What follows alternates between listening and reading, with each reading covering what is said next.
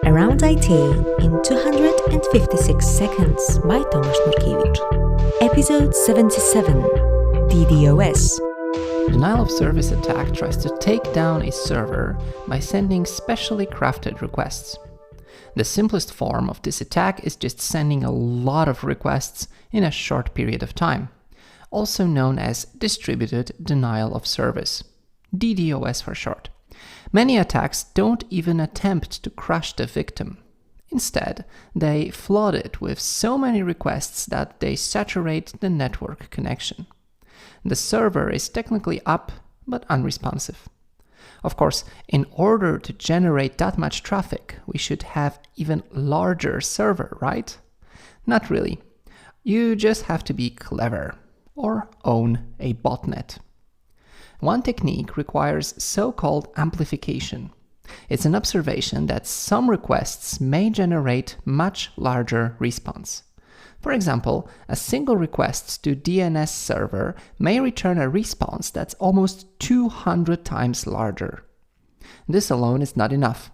But what if we fake the source address?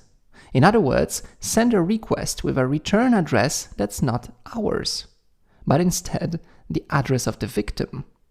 Suddenly, the victim receives a ton of unrequested traffic. Faking the source address is called IP spoofing. This is called reflected attack because we reflect the traffic to the victim. Another approach is SYN flood. We pretend we'd like to open a TCP/IP connection, but never really finish the handshake. Simplifying a bit, the victim's server is left with a ton of half-open connections. We saturated the victim, making it unresponsive. However, these days, distributed denial of service attacks are the most common. It's the least sophisticated but most effective technique. We simply take thousands of servers and send a ton of normal requests to victim. The traffic may come from all over the world and is hard to distinguish from normal requests. But where do these computers come from? Well, mostly they are ordinary PCs infected with malware. They become part of an illegal botnet controlled by criminals. You can even purchase DDoS attack on a black market. Funnily, sometimes these are not even ordinary computers. In 2016, successful DDoS attack came from hacked CCTV cameras.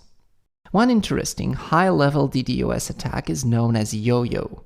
It targets services that support autoscaling. The attack lasts for a short period of time, causing the server to autoscale. Then it stops, leaving highly underutilized cluster. When it scales down, the attack repeats. The process not only destabilizes the cluster, but also generates huge costs. So, how large can DDoS attack be? The largest known attack so far generated a few terabits per second. Some attacks may be unintentional. I can think of two scenarios. First is so-called Reddit effect. Legitimate traffic from a highly popular website points to a smaller one, taking it down. Another example may occur in distributed systems. In that case, a single misbehaving service may take down another one or a database. How? For example, retrying too much.